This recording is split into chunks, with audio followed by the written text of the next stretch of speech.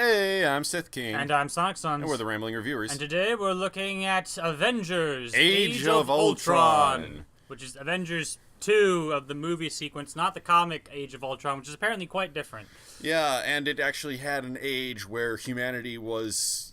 I can't remember. Ruled by Ultron, yeah. Yeah, so it actually made sense for that to be called Age of Ultron, where this one, it's a very just... short age. It's more of... When we say age, we more mean like about 2 weeks. It's 2 weeks of Ultron! Yeah, that's not a very good title. Yeah. Alright, so, this was good. I think it was okay. It was, well, I can name several... It's an MCU movie, you know, so it's generally going to be good. Even the bad ones are still good in their own way. Remember Thor, the Big Shrug? Yeah. He dubbed it that. I'm thinking of that, I'm thinking, okay, this is certainly better than that, and better than a number of other things. On reflection, I don't think it was as good as Avengers 1. It was not. Definitely not. Which is sad, because they worked so hard on this. And it wasn't terrible, but the more you think about it, the more like, a lot of stuff didn't connect. It didn't feel like a good culmination of all the... Avengers 1 was a culmination of all the events that happened before it in the MCU. Iron Man 1, Hulk, Iron Man 2, Thor, Captain America. All those events leading and building up to this massive climax in Avengers, where we have all these heroes. They're introduced. You see like the threads weaving through each storyline, and so they all come into a big knot right aboard the helicarrier when things start happening. Yeah. Things. All kinds of things. Yes. I was going to say, the big arc of Avengers 1 was building the team. They started without a team, and then they met, and maybe they didn't entirely trust each other and so forth. And then by the end, that one big epic swooping shot, you know, the whole battle scene, then they were a team. And it wasn't just awesome because combat is awesome. It was awesome because this was showing their character growth. And then finally, right? Loki is crawling away from the battle towards Tony's bar because, let's face it, he needed a drink. He turns around. The Avengers are standing there, united, ready to kick the frick out of him. Now, comparison, Avengers 2, they start off as a badass, well-coordinated team. And by the end, they are the exact same badass, well-coordinated team with a couple new members thrown in. And in the middle there, they kind of buckled for a bit. You know, they kind of lost their trust and they regained it. But it's not as big of an arc to become what you were at the beginning. You know what I mean? My problem with it is that it doesn't continue on with the themes of the other MCU movies in Phase 2, namely Thor 2, Captain America 2, Iron Man 3, which is that the Avengers are kind of fucked as a team, and so is the rest of the world. Thor 2 had Thor getting his ass kicked a lot, and Loki taking over the throne of Asgard. Never mentioned.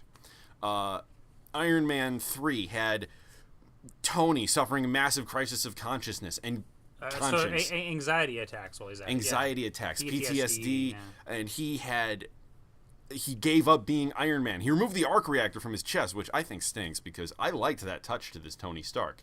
Yeah. And like he gave up being Iron Man, blew up all the suits, and he's like, I'm still Iron Man, but you know I won't be. But I'm not, Iron Man anymore. For the purpose of this movie, I'm retiring, but not really. Yeah, and Captain America, you kind of got the impression that Captain America was leaving to go search for Bucky, find what the hell happened to him. Yeah, that didn't come up at all, did it? That came up in a very small way that you'd probably miss if you didn't go online and look up the TV Tropes page, which I did. I have not done that yet, actually. Huh? Oh, really? No, I went to the Head Scratchers page. It's not to the main page. Oh, come on. You have to go to the main page. My favorite is the Head Scratchers, because I can always contribute something there, but anyway. Yeah, but so there's... So yeah, the team is broken. It's shattered. There's... Oh, and worse, at the end of Captain America, Hydra is out in the open. S.H.I.E.L.D. is disintegrated. The helicarriers are gone. The good guys are scattered to the four winds of heaven. All of S.H.I.E.L.D's secrets are out in the open. And then we had Guardians of the Galaxy, which is also an MCU movie, but it has nothing to do with Earth, like in the slightest. Yeah, well, in the slightest, because of that first scene. Okay, that's it. yes, but the It's actions in Guardians of the Galaxy don't really... Not yet. Not till Infinity War, no. They're not going to connect. Okay, the problem with Guardians of the Galaxy is they explained all this awesome stuff about the Infinity Stones there, meaning that we couldn't have it explained to the heroes on Earth without it being just tedious recap.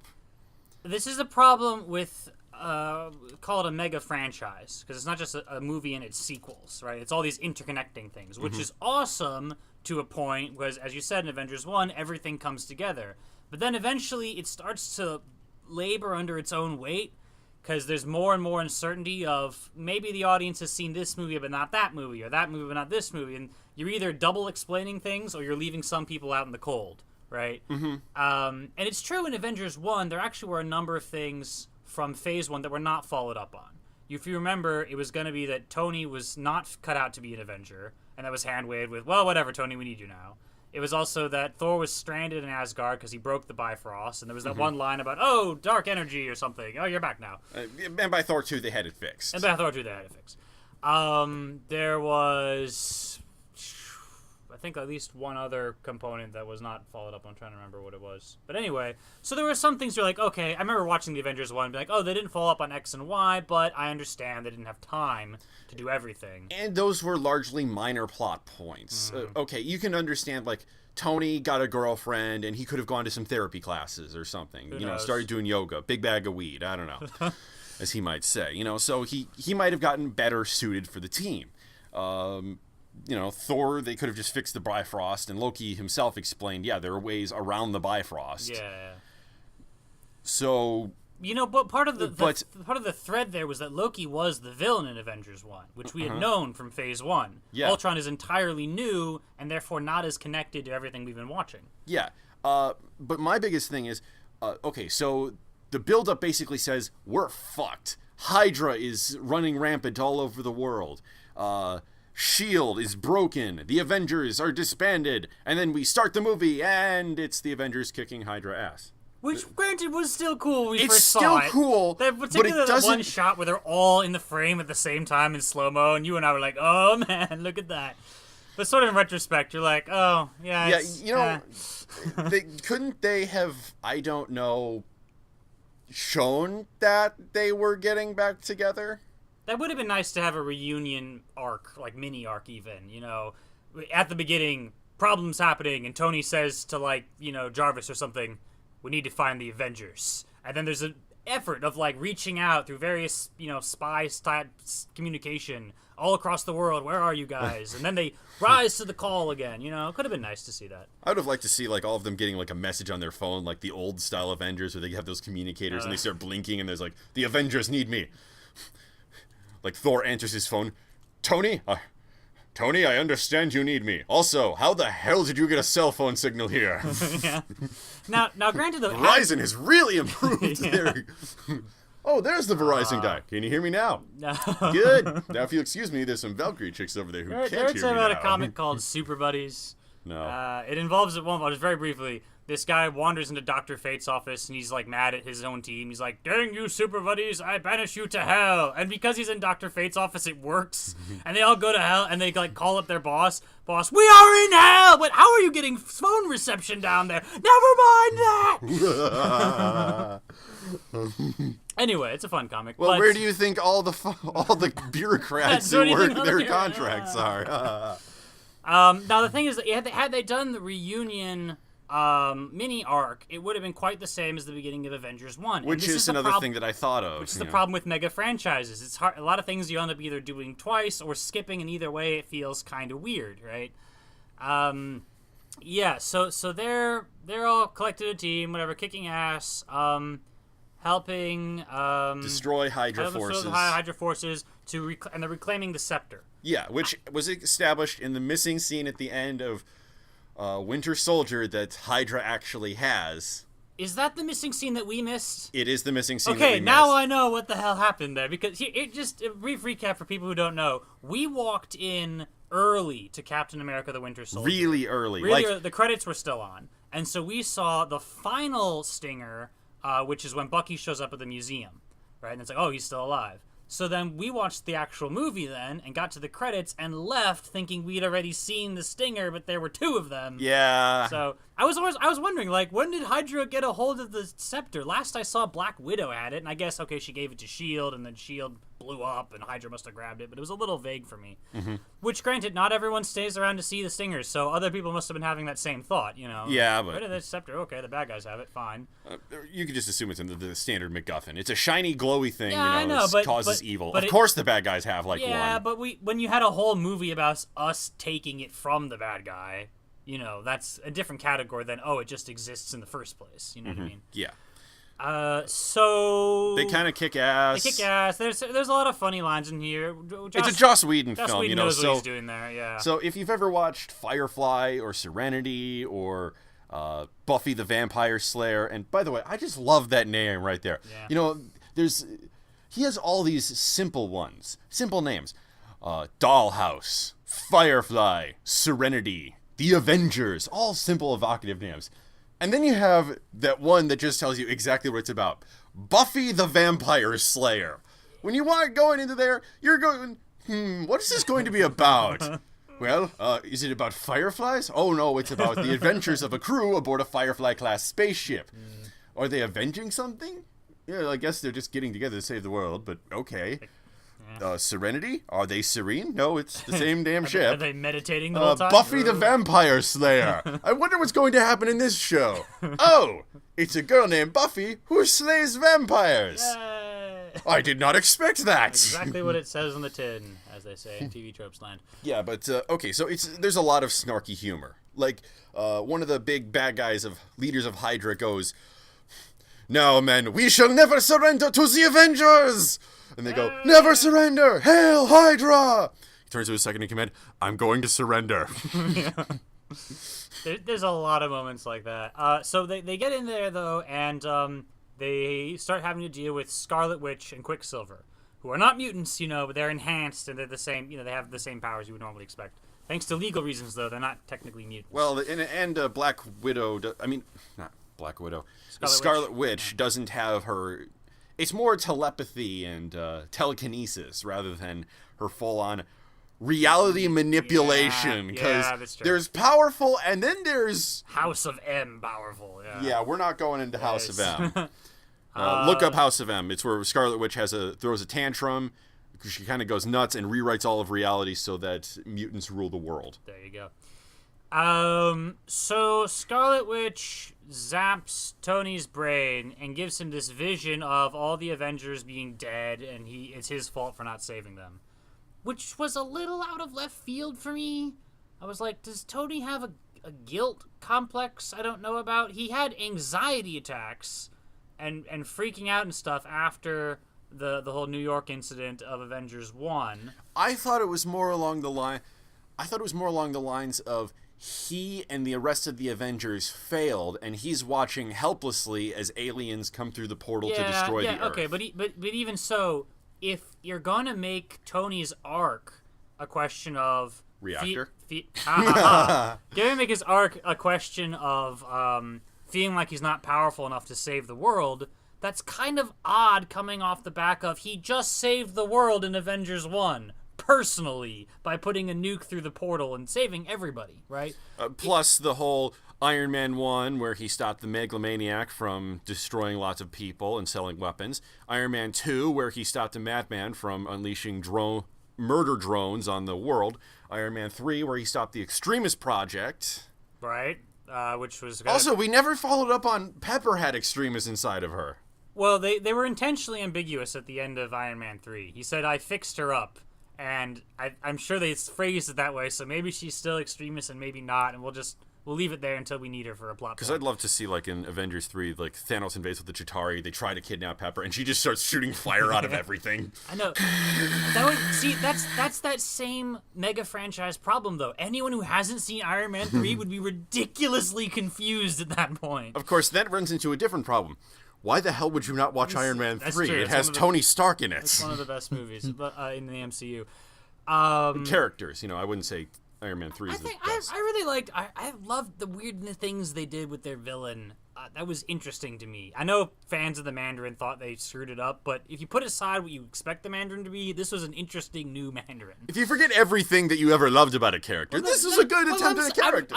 I'm a guy who has almost never read Iron Man comics. Yeah, I know of him through osmosis, so yeah, I don't have that attachment. Anyway. Well, plus, there were some people, the Spoony one included, who were really offended about Iron Man 3, that the bad guys were essentially United States war veterans who volunteered for a medical procedure and got fucked over because of it. Returning to basically suicide bombers. That's a villainous plan. That makes it even more villainous that they're harming war veterans. Yeah. So, but then there were war veterans who were going along with this plan. Although, I guess it is understandable, but I can see where they're coming from with their offendedness. I guess. It's not like they... Look, freaking, War Machine is still Tony's buddy, and he's a veteran, and his name is War Machine. Yeah. And the Falcon is... And Captain America, for God's sake. We're not saying veterans in general suck. No. It's when their motivation is, I was a veteran, and now my life sucks, and now I'm going to destroy the world. I think that's what they were going for. It? Let's move along from this plot point. Into this thing. So, if Tony is going to have a sense of being not powerful enough, he needs to have a moment of being not powerful enough. You mean like Iron Man 3, where he was without his suit for most of the movie? But then he got it back. Like, here's the thing. If part of that vision involved him, like, the suit being stripped away from him forcibly, that would, like, make a little more sense. Oh, it's calling back to Iron Man 3. Or, here's a great thing. Hawkeye. Hawkeye gets injured in this opening battle, yeah? Mm-hmm. Very simple deal. Let's make it so Hawkeye gets injured because Tony screwed up somehow.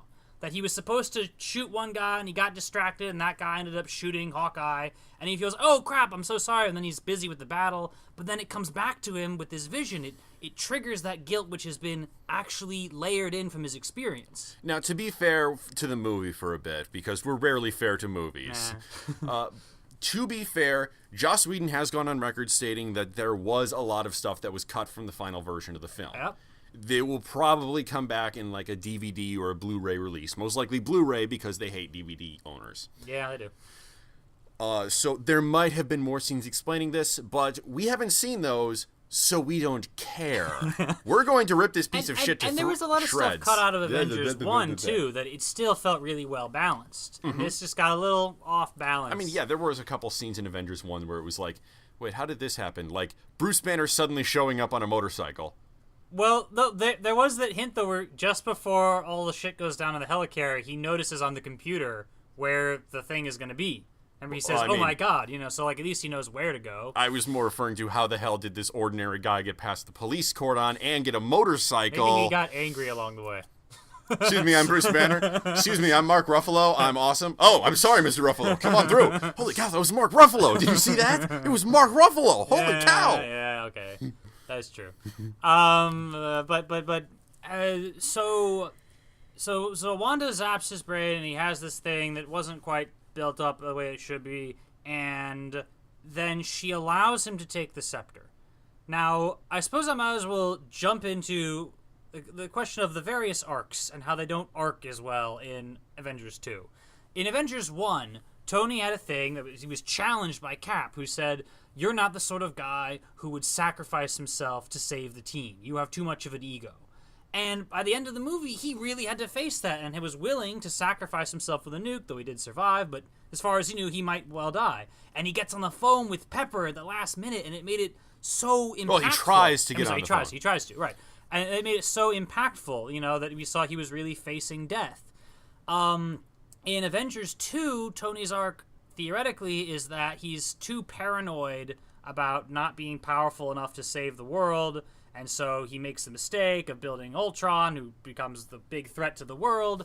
And you think then if that's gonna be his arc, then he needs to be humbled and realize his mistake and change his ways in some way. Right? We'll get to this eventually. You want to go through the whole plot, the plot summary first, basically? Yeah, because all right. I like to point out moments of stupid as they happen. Okay, cool. So he gets zapped with a thing. He's allowed to take the scepter, which is stupid in its own way. But I'm going to get to that after we talk about Wanda's backstory. He's allowed to take the scepter. They leave. They go home, and he starts talking. And Hawkeye's hurt, but that's okay because we have magic medicine. Yeah, we have magic medicine, and the surgeon lady is special in the comics, sort of, but she's not because she's just the mom of someone who's special. But you know what? I don't actually care because I don't know. She's the Miss Cho, I think it was Helen Cho, the surgeon lady who like can rebuild Hawkeye's tissue and bring him pretty much back to new. Yeah. So, anyways, he talks to Thor, and Tony talks to Thor and says, hey, do you mind if I study this for a little bit? Because studying the cube advanced our knowledge of science and engineering by many, many, many, many, many times. So come to think of it, they were pissed off about studying the cube in Avengers 1, weren't they? Remember that whole question about Phase 2 and what are you hiding from us, Nick Fury? And okay, yeah, but anyway, they're studying it. Yeah, on the other hand, Tony's arc reactor technology was created originally by his father by studying the cube. Okay. Which was implied subtly, like in a couple different ways. Okay. But yeah. So Tony says, hey, this is a cool doohickey. Mind if we take a look at it? Maybe poke it a bit? We have some sticks. Yeah. I promise we won't be too much like the primitive monkeys you Asgardians think we are, and we won't throw our feces at it. Good to know.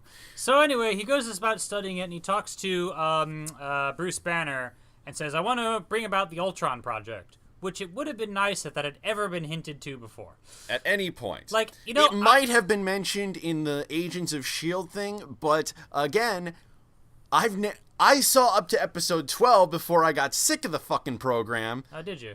Yeah, it was just after S.H.I.E.L.D. was broken because of Winter Soldier. And I realized I didn't like anyone in the team except for Coulson, and Coulson wasn't getting nearly as much screen time. Namely, it needed to be the Phil Coulson hour. Phil Coulson kills everyone. So, yeah. Oh, but was there a stinger in Iron Man 3? Yes. Which one was after Iron Man 3? Sorry. I do not remember. Okay, because, you know, it should have been because he had declared his semi-retirement, yeah? Yeah. He gets on the computer and starts up the Ultron project to build a thing that will take his place.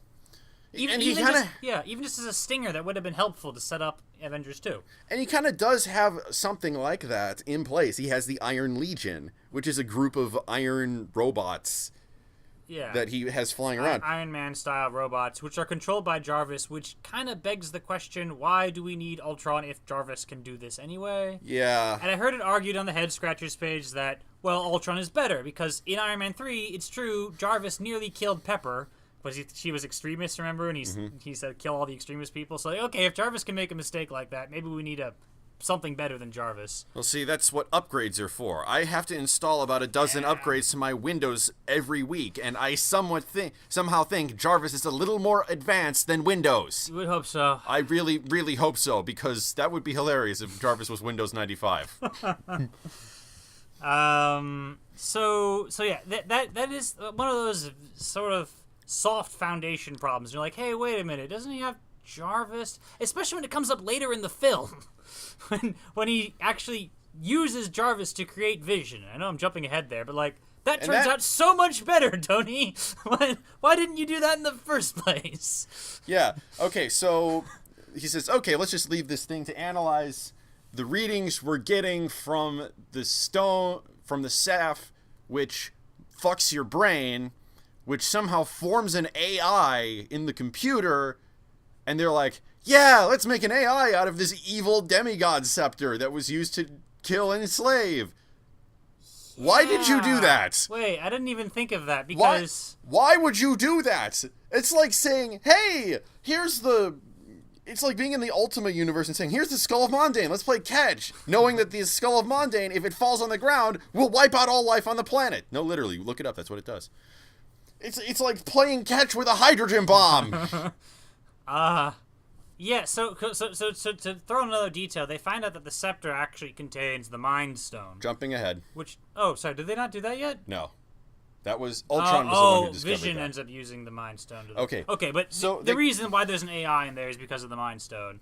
And they, I guess they just copy-pasted the brain waves from the Mind Stone into a computer, basically. Yeah, because, copying an alien AI into a human system has never turned out bad in any form of fiction. Have you never seen Battlestar Galactica, Tony? It also raises the question of why the Mind Stone apparently just hates humans and wants us all to die. Right? Because this is something I posted on the Head Scratchers page. What was Ultron's philosophy? it wasn't like a Skynet where he felt he had to defend himself. It wasn't like Tony said, stop war, and then Ultron sort of, oh, I must kill all humans, because then there will be no war. It wasn't like a weird robot logic thing. It was more like, I just hate you. He talks about evolution, but it's not Cyberman style either, where he's trying to upgrade us. He just wants us to die. The best I can think of is that it was a conflict in his programming that he tried to fix by going absolutely butt-fuck insane. Basically, Tony says, I want you to protect the world, but then he sees that everyone in the world, he sees the Avengers are being super violent, and so he tries to kill the Avengers, but then he realizes that more people are like the Avengers because they're heroic, so they'll be, they're also violent. None of that came up. He didn't, like, try to do good and then got confused and went berserk. He wakes up and says, hello, Jarvis, death. Like, that's his first move. He doesn't literally even his first. Within 1 minute, he kills Jarvis. He doesn't even think about, hey, maybe I could, like, save the world or something. As far as I know, Tony never even gave him instructions. Remember, this is not an AI he created from scratch. He apparently copy-pasted it. Yeah. Okay. And so apparently the Mind Stone just hates us. Here's another thing. Why was it available? Why was it able to access the internet? Why was it able to get out into the world? Why was it not on a sealed, isolated server? I mean, yeah, you're creating an AI. In case you fuck up, you don't want it to do exactly that. That's actually a major, like, topic of discussion among AI researchers about specifically building an AI in a box so that theoretically it can't get out and hurt anybody. Yeah. This is a topic that's been, again, another topic that's been widely discussed among AI researchers is that you can't just build an AI and say, here you go nuts. You should try to build it so that not only is it programmed to be good, well, you can't program it to be good, you have to program it to want to help people and to be benevolent, ultimately, to humanity. That's what they call friendly AI development. I know Eliza Yudkowsky, whom I've read a lot of his stuff, he was researching a lot of that. Anyway, but I got it from TED Talks and SF Debris, so slightly less high pedigree. But anyway, so they build an AI and he goes nuts, and I get they have this cool scene where they're having a party with a bunch of other potential Avengers and just friends too, and friends, and they have a contest to try to lift Thor's hammer. I think my favorite scene is Thor is all really smug about it, and he's like, "Ha, you can't lift it." Okay, and granted, Tony has a rocket glove on, and then he's like, "No, wait, hang on, I got this." Then Tony and Rhodey both have rocket gloves on her trying to lift it. And Thor's like, "You stupid humans, you're not gonna be able to." Then Captain America walks up. He budges it, and you see it just slide off his face like water off a duck's back. He's like, oh crap. Yeah. It only budges, but yeah, I like that. I think my headcanon there is that that Cap's heart is pure, but he's not devoted to Asgard, which is what I think was what allows him to budge it but not actually lift it. Whereas Tony is too much of an ego, and maybe Hawkeye is too cynical or something. None of them are devoted to Asgard. None of them, yeah, no. But I'm just saying, but part of the thing is to be pure, not just devoted. Hey, something just occurred to me. Well, actually, I read it, but then it also, I thought on it more. But does Asgard have a formal embassy on Earth? No, apparently. Okay, because does Thor have a passport? Is he coming to our country illegally? We need to build a border fence between here and Asgard. Oh, good luck. But seriously, though, Thor is coming to the country illegally, and I can imagine that we could probably set up a beneficial trading thing between Earth and Asgard. Yeah, see, that's the fridge logic of that, because you realize... Okay, tell me that Asgardians, creatures who drink constantly, would not want coffee and hangover medicine as their primary trade goods. Also, I read this fanfic where Earth was trying to do that, set up a trading relationship with Asgard. One thing they want, iPads, so they could play Angry Birds. I swear I'm not kidding. Hey. That brings up another thought, though. Yes. How do angry birds walk around? I mean, they don't have legs. Yeah, maybe that's why they're angry. I don't know. Yeah. I hope we didn't insult people, but I didn't mean that to be insult anybody. Who's going to be insulted? Birds? What do we care about birds? People without God, legs. the birdemic! No. Okay, anyway. We're sorry, paraplegic parrots. Anyway. Dear Rambling Reviewers, I am a bird with no legs, and I was very insulted by your recent review. Remember, like, Jim Gaffigan did something like that in one of his comedy. He made a joke about fish, and he does that bit where he pretends to be a member of the audience. Like, how could he say that? There could be a fish in the audience. He'd try to laugh, but inside he'd just be crying. Yes. Anyway. Okay, so, where were Back we? on topic. About the fridge logic with Asgard. I've just realized, hey, whenever the Earth is in danger, why doesn't Thor hop back over to Asgard and raise an army to come back here? Protect the source of coffee! Because, like, the only thing they have in Asgard is warriors. As far as I can tell, there's nothing else besides just badass warriors walking around. And you think they could just, like, hop onto Earth for a day trip and kill everything they don't like. Hey guys, want to come to Earth? We get to beat things up! Yeah. Or at least the Warriors 3 could join in, but of course... Oh my god, the Warriors 3 joining them. Yeah. The Warriors 3 are my favorite Asgardian characters. Just... My favorite scene with the Warriors 3 is Volstagg the Mighty. He's fighting a Doombot, and he's getting blasted by an energy blast, full force. And it's like disintegrating his clothes around him, and he's just walking through it. Now you will see why they call me Volstagg! And he beats up the Doombot, and he turns around, giving like the other two warriors, plus Lady Sif, plus Thor, full frontal. And they're all staring, like, distinctly below the belt. And Volstagg says, I see why... I mean, granted, he's very fat, but you can tell they're not staring at his gigantic beer belly. He says, I see why I am known as Volstagg the Mighty. Carve a picture into a stone, it will last longer, mortals. Oh, that is literally what he says. Okay, maybe not the mortals bit, but, you know. Immortals, whatever, yeah. Seriously, I love the Warriors 3. We need more Warriors 3. More Volstagg, anyway. It's always great to play with the personalities, you know, because there's always the temptation, whenever someone's great at combat, they have to have a sort of Terminator-style personality.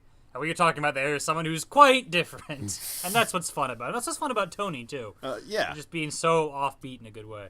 Okay, so, wow, we are getting really off topic, but we are the amazing. Rambling Reviewers. Yeah. Okay, so the party kind of ends when Ultron bursts in and says, wait, none of you are worthy of lifting the Hammer of Thor, because none of you are worthy, because you're all douchebags who murder people, like, a lot. And then he sends the Iron Legion after them, but that doesn't really work. So then he escapes to the internet and boots up a bunch of more robots somewhere else. It was back in the castle where the Hydra Labs was, to which I have one question. Why in the high holy hell didn't they strip that place down to the... Didn't they take anything that wasn't nailed down or on fire and then come back with fire extinguishers and pry bars? Seriously, yeah. that is they leave all this super weapons just lying around in old bases? No wonder you idiots keep finding Hydra members. You're not doing anything to prevent them from getting super weapons. That is a problem. Yeah. Okay, so Ultron gets out, and he deletes all their files on von Struckenberger, was it, on the way out? So then they're like, where's Ultron? And how do we... Oh, and by the way, Jarvis is dead. Oh, we're so sad. Anyway, where's Ultron? And then everyone rightly chews Tony right the hell out, saying, what the fuck? Well, why? How did you allow this to happen? Yeah. And he wanted to protect the world. You put a suit of armor around the world. But Jarvis could have done that for you, kind of. Why didn't you upgrade Jarvis and put him in charge of that? I mean, he's worked for 5 movies. You know what this movie needed, among other things? Professor Challenger? Professor Challenger, yes, but... Professor Challenger, new member of the Avengers. I was... So, what brings you here? See that robot? Yes, he's a reporter. Oh! Go watch a review on that other show. But it needed an imminent threat. So Tony, the only time he brings up a specific, because Hydra isn't a threat. They just pwned them in the first scene, right? That was the last Hydra base, pretty much. Mm-hmm. The Chitauri are a threat. Tony brings that up. But they pwned the Chitauri in Avengers 1, and if they ever try that shit again, we'll just use the nuke as the first option, have the thing programmed to aim itself upwards. Tony could do that, I'm sure. And they probably have notes on how they closed the portal the first time. Oh yeah, they still have the scepter. They could just, like, poke whatever, yeah? You know, you need to have some sense that the Earth needs a suit of armor, and that drastic measures have to be taken. Instead, it's, oh no, we'll get attacked by those guys who attacked us last time and damaged only one city, and now we're probably going to defeat them even faster if they show up again. Yeah, I mean, seriously. How would they show up again? They don't even have the Tesseract. I guess they could fly here in, like, subspace or something, however they travel, but... Yeah, they could fly here. Oh, big frickin' deal. We killed you with one missile. It didn't have point defenses or shields or anything. We didn't even do anything. I could beat it with we could beat... The United States alone could beat it. Russia could beat it. And this is like post-Soviet Union Russia, where they kind of suck. So they have like one ICBM that barely works. Just fire that off and boom, we've eliminated the threat forever. Whoop-de shit. Yeah, we win. We needed some reason to think that there was a great need to put a suit of armor around the world. That would have made things make more sense, even though not entirely. Okay, so Ultron has built himself a new 10-foot tall body for no reason. Well, I'll just take it as a given that robots like to upgrade themselves. Okay, well, absolutely gigantic. I meant the... Oh, why it's that big? Yeah, the absolutely huge body that has lips and teeth. And he's a robot. Why did he have lips and teeth if he was a robot? I refer you to Battlestar Galactica. Okay, well, that was... The humans were deliberately trying to mimic human form. Yeah. Ultron hated humans and didn't want to be like us. He said we were imperfect, so why does he have lips and teeth? And those weren't real... I wouldn't say that those Battlestar Galactica human model Cylons were as much robots as they were augmented clones. Yeah. But then we get into what is a robot and what is a life form, but whatever. I'll accept him having lips and teeth just so the audience has something to, like, indicate, you know, who's talking right now. I guess he would know anyway because of his voice, but, yes. Whatever. It's just a weird design choice. So back at the Avengers Tower. He teams up with Pietro and Wanda. Yeah, how did he find them, by the way? They just kind of showed up at his base, as far as I was aware. I think he sent them a message. How did he send them a message? Well, they're young adults. They're young adults in the modern world, so they clearly have an iPhone. Yeah. So, hey guys, heard you got pwned by Avengers. Lol. Totes gonna get revenge against Stark. Meet me here. Smiley face, winking face. Ultron. So they need him there. Also, one thing that I found really creepy about Ultron, and it's an interesting parallel, he had a Pinocchio thing going on the whole movie. Like, he liked singing the I've Got No Strings to Hold Me Down song from Pinocchio. They came up especially in that one teaser, I remember. Yeah, but it came up a little bit in the movie, too. Okay, well, two reasons why I found this interesting. One, they managed to turn a song from Pinocchio into something fucking terrifying, man. And two, we watched the entire first season of the show Young Justice. A very good show. I advise watching it. And a couple flaws here and there, but ultimately a satisfying... It takes like 5 episodes to really hit the... hit its stride. Yeah, but they had an episode where this robot is building a more powerful robot named Red Volcano in order to destroy all humans and destroy the world. The robot actually looks a little like Ultron and makes several Pinocchio references itself. Oh. And tries to initiate a doomsday thing as well. So, just, It'd be interesting if that was intentional, but even unintentional is still interesting. Yeah. Then again, I guess there's only so many ways you can have a robot try to take over the world, but... Yeah, but they don't all have to reference Pinocchio. That's the more interesting part. Okay, but so then they suit up and they're ready to go because they found out that... Ultron wants vibranium. Yeah. Go back. Well, okay. So while we're at it, we're doing things in order. We'll discuss Wanda and Pietro's motivation, because it turns out that Tony Stark had sold some weapons to somebody. Stark Industries. Stark Industries had manufactured the shell, which had destroyed their apartment building in wherever they live. Somewhere.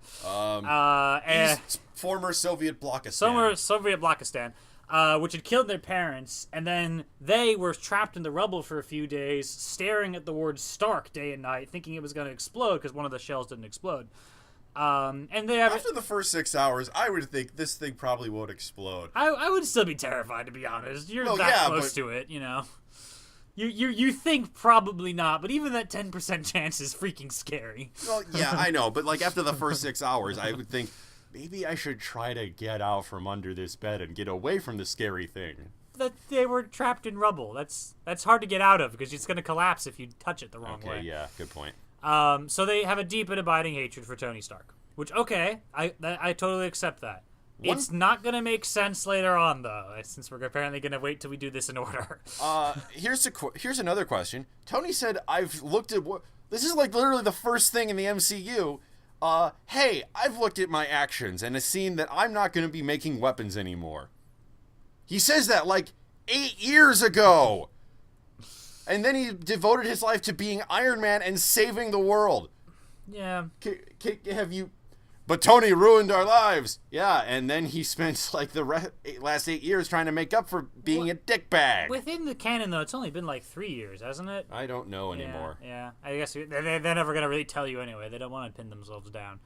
But, okay, so they hate Tony for that reason, and we'll get to that later. So then we go through some paper files at Avengers Tower to find out what do we know about Struckerberg. And he has some connection with this guy named Ulysses Claw, who is a black market dealer who deals in vibranium. So, therefore, we all fly off to find Ulysses Claw. I'm sorry, wait, pause. Is Ulysses Claw the only guy with any connections whatsoever to von Struckerberg? Was there not, like, a whole host of dark, shadowy people that they theoretically could have followed around, who theoretically had something that Ultron might theoretically want? Like, it seemed really lucky guess that they happen upon the guy that Ultron actually wants to talk to right now. Yeah. Maybe they staked it out for a while. I don't know. No, Ultron got there first. Well, I guess they could have staked it out. We didn't see, but it looked like Ultron got there, and then they got there soon after. And it was just kind of random. It was like, we need to move on to the next scene, so... That's what a lot of this movie feels like. We need to have this scene, so we'll have the characters act in such a way that enables it to move to this scene. That's honestly what a lot of this movie felt like. Yeah. Thor had it really bad, though. Yeah, I guess we'll get to these things. Yeah, you're talking about the vision portal. Yeah. Okay, so they go off to someplace in Africa. Wakanda. I thought it was Wakanda. The head scratcher. It's Wakanda. It is Wakanda. Okay. It's called Wakanda, and for those who live in the Midwest, specifically in the northern Illinois, southern Wisconsin region, you are probably confused right now. No, we are not talking about Lake Wakanda. That is, in fact, a place that is around here. He went to Lake Wakanda. There's no vibranium here. But there is Dan Aykroyd. All right. Dan Aykroyd mentions Wakanda like a lot in his films. Huh. Okay. Ghostbusters. We used to roast Stay Puft Marshmallows by the fire at Camp Wakanda. I just want to see him next to Black Panther roasting marshmallows. Yes! Somebody draw that. Yes. Ghostbusters roasting marshmallows with Black Panther. Go, Internet, go. We need you. Oh, boy. All right. So they go off to Wakanda, and it's good set, by the way. I love the atmosphere of this whole rundown ship, and especially the outside of it, where everything's kind of weird and polluted and so forth. Kind of a shipbreaking yard. Yeah. So Ultron talks to Claw, and he's like, I want vibranium. And he pays him like $1 billion or something. Which, I'm not sure why Ultron even bothers to talk to the guy. You could probably just steal the vibranium. But okay, I guess he's being nice. Also, the guy brings out his vibranium like, this is worth billions. Why are you living in this hellhole? This place is shit. Why aren't you living in like a copy of Tony's place? Yeah. I'd want to live in Tony's place. It's worth billions. You just sell half of it and you'd be like a mogul or something. Why do you live in the... I guess it's hard to sell because it's illegal, but that was kind of weird, you know? This place is a shithole. This place is literally a shithole. But, No, I'm sorry. I've seen shitholes that were better than this place. I'm pretty sure I got malaria just watching the film. I needed a tetanus booster after the film was done. Okay, whatever. He gets his vibranium, which he wants for reasons. No one really knows why he wants it. Actually, he does. At this point. Okay. At this point. Which is again back on that issue of, it's a guy who deals in vibranium. Ultron clearly wants to talk to him. Look, I know vibranium is valuable, but so is iridium, apparently, from the first movie, and there must be other things Ultron could want. He could want gold. He could want gold. And that's not just me saying gold because it's valuable. Gold because gold is an excellent conductor of electricity and can be used to print high-quality circuits. Yeah. So, anyway, they find him there, they fight him, and... they get their asses kicked. Yeah, mainly because of Scarlet Witch. Wanda goes around and zaps everybody and shows them, like, their worst fears and stuff. Mm-hmm. So Cap sees just the fact that he doesn't have a girlfriend anymore. He sees that he doesn't... He's a man out of time, and that that she's gone. He doesn't have a war to fight anymore. Although I would say that, you've been does. beating up Nazis until like 5 minutes ago. I know, right? So let's see. That was a little weird, right? Hulk, we didn't get to see his vision. We just see him Hulk out later, but presumably it was something terrible. Probably a vision of him hulking out and killing people, which is what made him Hulk out and, I guess, kill people. Let's see. Black Widow had her time at the academy where she learned to murder people. Yeah, that's traumatic. Okay. Yeah, which apparently was also shown in the Sharon Carter show or something. There was a Sharon Carter show? Well, Cap's girlfriend was a SHIELD agent, and she had her own show or something. Again, we're going into territory of I don't give a crap. Okay, so anyway... the Sharon Carter show. And Hawkeye just stabs her with a Scarlet Witch with a thing, taser thing, and he's like, "No, I did the mind control thing last time. I'm not doing this again. This is bullshit." Which is fun. Yeah, it's nice to see that probably the weakest member of the Avengers, or tied with Black Widow anyway, gets to have his moments. Yeah, exactly. But also, what was the last one? Thor gets this weird vision of like a Asgard rave or something, or orgy for all I know. I wasn't sure whatever was going on. And it's like, we're all dead. Really? Because you guys look kind of fine. Yeah, you're all dancing around and stuff. And some weird guy is talking to him who I guess was Heimdall, but I wasn't sure because he didn't look like Heimdall to me. But yeah, I guess because he was just dressed differently or something. I don't know. Yeah. But he was saying something about visions, and I didn't know what was up, and we'll hit that part pretty soon too, won't we? Yeah. So, yeah, they kind of get pwned, but in a totally non-lethal way, because, come to think of it, why didn't Ultron just shoot them all in the head once they were zapped? Yeah, that's a pretty good point. I want to kill you, but I'm not gonna actually do it. I mean, because he was busy at the moment, I think. Aren't you supposed to be like a super logical AI? For that job, you suck at this. He was busy at the moment, maybe with Tony and stuff, but then Tony got busy with Hulk, like very busy. At which point Ultron, I think, could totally kill the rest of them. Yeah. Hawkeye cannot take on Ultron all by himself. I'm sorry. I mean, yeah, we're trying to make him more badass in this film, or at least more worthy of a character, instead of, having him be... He was a joke after the first movie. No, well, I still liked him in the first movie. I liked him too. Yeah. I'm just saying that I saw him used as a joke. Okay. Like, you had Iron Man, the Hulk, Captain America, Thor. The other two. And then you had the Master Assassin, and then you had the guy with the pointy stick launcher. He was really good at it, anyway. Yeah. So you only took down like 12? You only took down 12 guys? Yeah, but you're welcome for taking down those 12 guys. Mm-hmm. That was like from a fake news conference. So none of them get shot. Hawkeye gets them all to safety. There's a big old battle sequence between Iron Man and Hulk. With the Hulkbuster armor, and it looks glorious. It does look cool. It's a suit inside. Tony's armor just gets this, like, it drops from a satellite, flies in, and rockets and attached to Tony's suit. So it's a suit on top of a suit that attaches. It's almost like a Gurren Lagann. I was about to say, yeah. I did see someone made a gif of that. Oh. Tony's suit, it attaches to his suit, and then suddenly it goes to like the final episode of Gurren Lagann where it's like suddenly it's inside of everything else. Yeah. The big robot inside the bigger robot inside the bigger robot inside the bigger robot.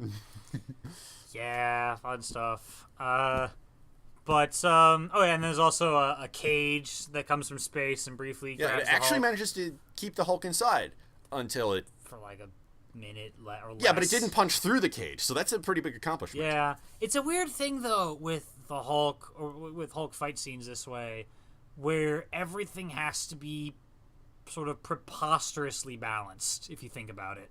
Hulk has to be... He can't be contained, because then it'd be like, oh, crap, I guess we now have a way to beat the Hulk. He's not cool anymore. At the same time, he can't overpower everybody, because then we'd all die.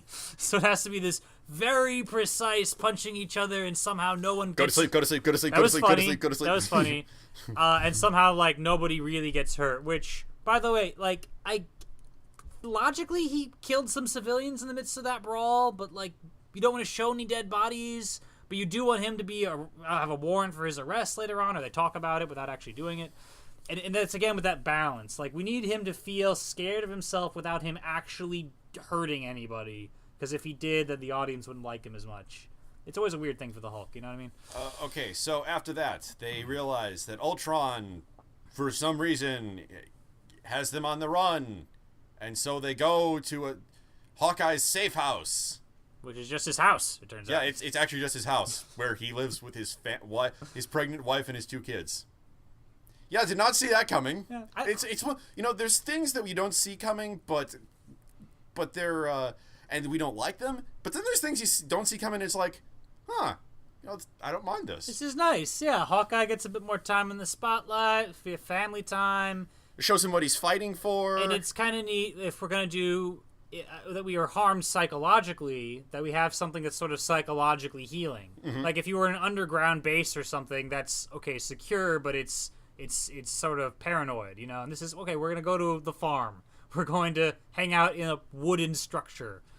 So long as it's secret, I guess it's still secure, right? So, okay. Yeah, but here's where I'd like to complain about another aspect of the movie.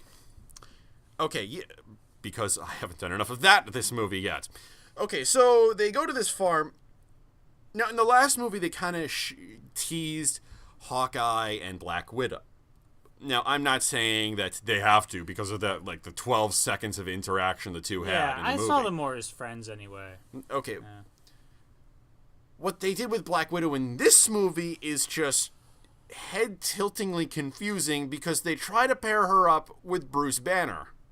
Which it made more sense to me than it does to you. Like I didn't see that coming, but I was like, oh, okay, I can kind of get that when she said that everyone else in her life is a warrior and has that sort of mindset.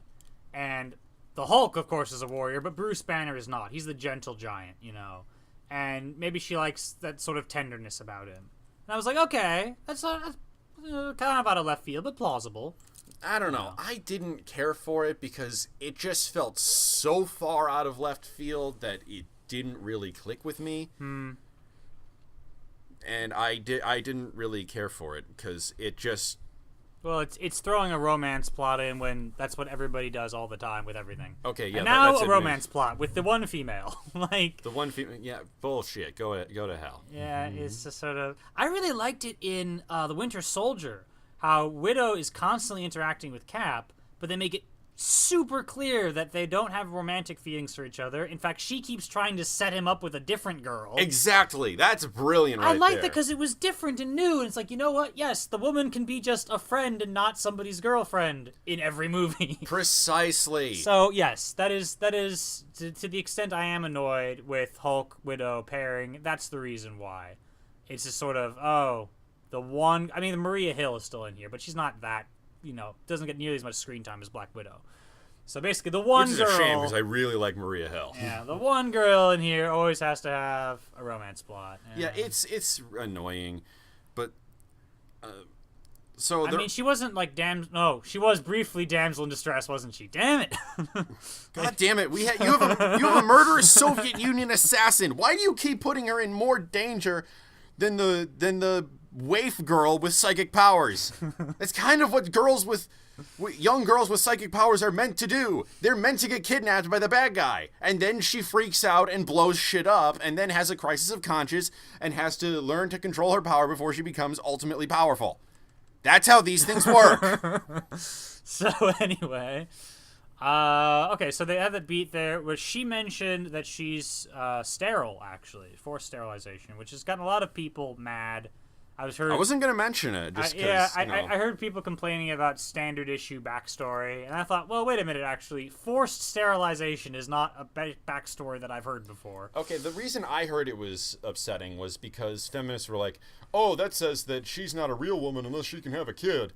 To which I say, guys, that's kind of not even remotely the point. She's not saying, I'm not a woman because I can't have a baby. She's saying, some sick fuckwads sterilized me because they had some sick fuckwad ideas. And in the very same scene... Did you not see them training 6-year-olds to shoot people in the head? Yeah, and in that same scene, Bruce says he can't have kids either. I think that's just because he's afraid the kid would be a Hulk, too. Actually, that's not. No, really? I do know why that is. Is he actually, sterile, too, in his own way? No, if his heartbeat increases too much... Is that movie too canon, though, or is that... I guess it is. It's sort of weird, because we changed actors, so I'm imagining him as a different Hulk in my mind. You know what I mean? No. The yeah, MCU that is Hulk, MCU, isn't it? Yeah, okay, that's if his true. heartbeat increces too much, and guess what increases your heartbeat? Yeah. I'll give you a hint. Okay. It's sex. So, that's a thing. Maybe he has sex while having a big bag of weed. Oh, no. Weed sex. Don't put that on a t-shirt. We will get arrested or something. Oh god, please So no. anyway, so they have their romance beat thing. Thor decides to fuck off to Tony Selvig's place, and he goes, Tony. Well, not Tony. What was his name? Selvig. Eric Selvig. Eric Selvig. Eric Selvig, and he goes, Eric, I need your help. And you think, oh, this is because, you know, the continuing story thread idea throughout the MCU that Asgardian magic isn't really magic, it's super advanced science. It's Clark's third law. So you expect to see some technological thing that would help him put him into a dream state. You're an idiot. Because he's investigating his vision, right? You have to put that detail in. That's why he goes off. I will figure out what this vision was all about. So he goes to Eric Selvig, the astrophysicist, and says, Eric, help me find a way to access my visions. And then Eric takes him to a pool of visions. I'm not even sure Eric took him there. As far as I could tell, Thor took himself there, and Eric was just along for the ride. Okay, at this point, in Agents of S.H.I.E.L.D., we know of the existence of another Asgardian on the planet Earth. Really? Yeah. He is an older man. He lives making a living as a Norse historian. He tells tales of the Norse gods and the mythos behind it. Because he was there when it was written. Why was this guy, who is literally perfect for this job of showing Thor the mystic viewing pool, not in this movie when this is literally the perfect role? If you'd written perfect for the movie on his shirt in the episode, you could not have had a better character. Yeah, especially because I can understand them Eric saying... Eric Selvig is a scientist. He deals with facts and theories, not myths. And yes, the Asgardians blur the line. But as far as we know, he's never researched visions or something. But the astrophysics part only became relevant in the sense of traveling between worlds, the Einstein-Rosen bridge and so forth. Yes. It had nothing to do with visions and any of all that other stuff. And he never... And whenever he was on screen, he was always, I built this device, or I analyzed this energy. He built the portal thing. It has nothing to do with magic seeing pools. Yeah, I could understand someone saying, look, not enough people have seen the S.H.I.E.L.D. TV show, and so we can't use that guy. But then just don't use any guy. Just don't have Selvig. Just Thor, by himself, remembers that there is a pool at such and such coordinates, and he goes there, alone. The end. Like, that would be better than what we had. It was just confusing. Let's throw Eric Selvig in there for some reason. Why? There's too many characters already. Oh, yeah. Congratulations, Eric Selvig. Here's your 12-second cameo. So, here we are. And then he jumps in the pool of water, and he gets to see that there is 4 Infinity Stones now. So he can get all the plot information about the Infinity Stones so he can explain it to the others. Why is that even relevant to the rest of this movie? It's not relevant. I guess they're just setting it up for Avengers 3 or something. But we don't... It was so random, though. If anyone should explain it to them, it should be the Guardians of the Galaxy who drop down out of the sky in Avengers 3 and say, hey, you hear about these Infinity Stones? We'd like to tell you about them. I don't know. Hey, Jelly. It just seemed very random that there was just suddenly a pool of visions, exactly what you were saying earlier about. And now this thing happened because we had to get to the next scene. And then what else is going on? Nick Fury is in Hawkeye's barn. Yeah, and he talks to Tony a bit, and they continue that arc about feeling guilty that all your friends were dead and you survived, and okay, something. I don't know if Tony particularly overcomes his problem. They just sort of discuss it and then move on. Which, granted, was technically a problem with Iron Man 3, too. I'm not sure at what point he stopped having panic attacks. It's just at the climax, he was no longer having panic attacks. Yeah. You think they would have at least, like, this... Rhodey could give him this short, rousing speech about, we're doing this for Pepper, or something. And then it would be like, okay, because of that speech, now for the next 5 minutes, I will no longer have panic attacks. Also, in the denouement, the little ending area montage, it would have been nice to see him at a a group therapy session. Mm-hmm. And then, in my own little headcanon, he hugs the guy who was the pilot who fired that nuke, who is also in group therapy because he fired a nuke in New York. Oh, yeah, You know? yeah. And he's like so happy to meet Tony and be like, thank you, God, for not making me a mass murderer, for saving me from that guilt. Anyway. Oh, Jelly's just getting in the way now. And when we say Who's Jelly, getting in the we way? mean Who's getting in the way? there's a dog here named Jelly, in case you were concerned. All right. No, there's literal grape jelly is getting in the way. Ah. Well, it's comics, that is actually a possibility. That is a possibility. Okay, so then they get their shit together and they What was the name of that town they went to? Hong Kong. Oh yeah. Well, sorry, we do go to Hong Kong next. Now, why did they go there? What because they information realized led them that the Cho lady was with them at the party, and Ultron seemed to show interest in her. So this is pretty tenuous too. Yeah. Just like that Claw guy. Like, hey, this is a human being that might have a connection to Ultron. Therefore, Ultron is talking to her. For all you know, Ultron should have gone to her first and Claw second. I mean, okay, technically he needed the vibranium to build the thing, Yeah, but still, you could have had a conference with her to, plan schematics or something. I don't know. And he's used the minds. He's used the scepter to take over her mind, like Loki did, and he's using her sarcophagus from Stargate. I guess there is a Stargate connection, aside from his voice being that of the original Daniel Jackson from the Stargate movie, to literally build a body for himself. She colors red for some reason. I don't know why. He likes red. I don't know. He makes it out of human cells and vibranium, and somehow, inexplicably, he knows that the scepter contains one of the Infinity Stones, the Mind Stone. Well, wait. Technically, he is the mind of the Mind Stone, so I guess he would know that by default. Yeah, I mean, it's kind of weird. guess. But anyway, so it contains a Mind Stone, and he's building a body because I don't know. I guess he just likes having a better body. I mean, it's not that crazy. Of course, a robot would want to upgrade himself, but it becomes such a major plot point. It was a little like, I mean, does it need to be human cells mixed with vibranium, Ultron? Couldn't you just build it with regular materials like you've been doing this whole time? Or just vibranium, just by itself? Why not? And why does it have to be human cells? Get like a lock of Thor's hair and make yourself an Asgardian clone. That'd be interesting. Yeah, so that was a little unclear what exactly he's doing and why. But they managed to stop him, sort of. They take the box of Ultron. There's a big old action scene, and they wind up stealing the Ultron embryo or whatever. But Black Widow gets kidnapped by Ultron because reasons. Well, she was like stuck on the jet, wasn't she, when she pushed the box out, and then she was trapped, I think. Uh-huh.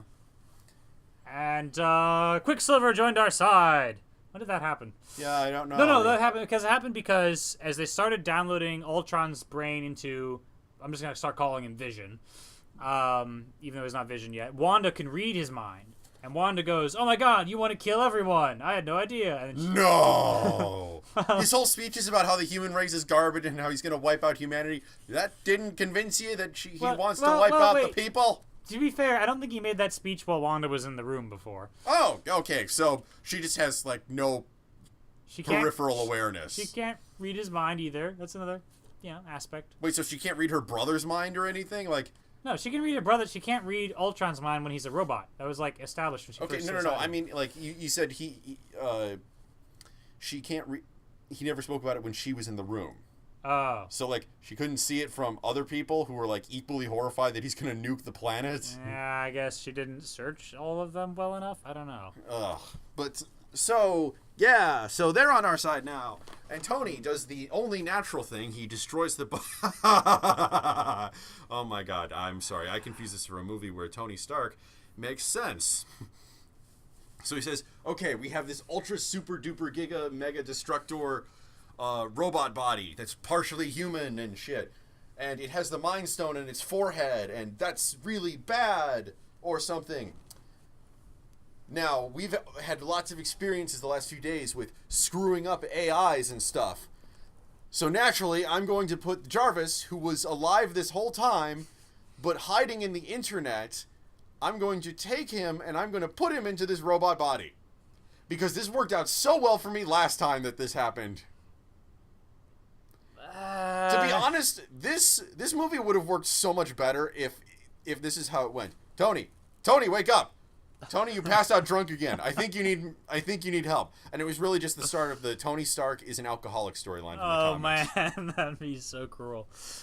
Now I'm trying to defend this, and I'm thinking, all right, putting Jarvis, which was my original suggestion, into the robot body makes more sense than putting mysterious AI you just encountered into the robot body. You're still putting an AI into a robot body! Well, specifically a robot that has part of Ultron's mind downloaded into it. Furthermore, it was designed by the ultimate evil guy. Wait. You're just repeating the same fucking mistake again. Not just the Ultron mistake, you're futzing around with a piece of enemy technology that you just found in the middle of their enemy lab. This is how you started the whole thing with the frickin' scepter. Yeah. Tony, are you sure that you're sober? No, you're drunk. And yes, in my mind, drunk Tony is Scottish. And to rely on the defense of, oh, they're using Jarvis, which is a smarter move, it just brings back that earlier question of, why didn't they use Jarvis in the first place? And why are you using Jarvis when Jarvis didn't work in the first place either at containing Ultron? So here's what I fully expected to have happen. Ultron would walk up to Vision, slam his hand into his red, stupid face, and say, hey, congratulations, I'm rewriting your programming now. I kicked your ass before, and now I'm like a zillion times more powerful. So I've overwritten you. Have fun. Now I'm in my new body. Yeah, why doesn't that happen, I guess? The Mind Stone helped in Jarvis's defense? This is all quite vague. And then, like... And Bruce even points it out. He's like, this is like a time warp. We're doing the same thing again. But they end up going ahead and doing it, and then Cap tries to interrupt them, and then Quicksilver was there too, and I forget which side he was on. It doesn't even matter. And then Thor shows up and zaps the thing with a gigaton of lightning, or however you measure that. A gigawatt, I think is the pronounced term. 1.21 gigawatts. Actually, there are like thousands of gigawatts, or more precisely gigawatts, in a bolt of lightning. So yeah, what lots of overkill on that time travel thing. But anyway, well, you are kind of bending the space-time over your knee and spanking yeah. It's good to have power. But he zaps the hell out of it, which instead of killing the thing, actually wakes it up. And he briefly attacks Thor, but then says, oh, I'm sorry, I was confused. I'm a good guy. And we totally believe you because he's lifting Thor's hammer. Which kind of felt super forced to me. It was, we need to prove that he's a good guy. And how's the fastest way to do that? Have him lift Thor's hammer. And they do discuss later that maybe that doesn't count because, he's a robot technically or something. It is interesting to me that in a story where a scientist creates a robot that turns evil and tries to kill everybody, later in the story he creates another robot that's actually good and tries to save everybody. I don't think I've seen that pattern before, except maybe in the backstory of, like, Mega Man or something, if I get that straight. Yeah, this is actually kind of... they said they weren't going to have Hank Pym, the guy who originally created Ultron in the MCU. I didn't think that was because they were replacing him with Tony Stark. Anyway, it was interesting, the idea that you could fix the problem, that AI isn't, like, always evil by default. We can make another AI that's actually better, and it takes the edge off of that sort of anti-technology sentiment that you get from, say, Terminator, for instance. Yeah. The idea that AI is just automatically evil. So, interesting theme, but you gotta work that better. You gotta make it make sense and really figure out what the original problem was and overcome it in a meaningful character development sort of a way. Before you can earn it, Instead of, this happens for reasons. And the lightning, and it works, and then he's a good guy, and he's all powerful, and Vision is basically Superman in this story. He's Superman, and he can do a Shadow Cat, but yeah. Yeah, but... And then they go to whatever Why Soviet... Why do we even need Vision when we could just build, like, a big Iron Legion or something? Why not have, like, an Iron Legion made out of Hulkbuster robots? You remember... Can't we have that? You remember that scene at the end where, like, Ultron's there with, like, 100 or 1,000, whatever, lots of robots fighting for him? You imagine Tony could just build an equal number of robots under the Iron Legion program And then it could just be an all-out battle. He wouldn't even need the other Avengers necessarily. I mean, I don't know. Yeah, I mean, that would be kind of like, these things don't come up, and it all gets weird, and the more you think about it, the deeper the rabbit hole goes. Ugh. We're gonna need a whole separate video for the post-episode wrap-up, just because we're gonna need to stop for a while and take a break. Gonna go watch something more sensible, which, by the way, I happen to have Batman the Animated Series on DVD now. Yay! Well, some of it. Some of it, thank you. But, okay, so anyways, we're not even done yet. So Ultron decides, fuck it, I'm still gonna go with Project Fuck the World. And he goes to former Soviet Blockistan. It's like Sarajevo or something? Sarajevo?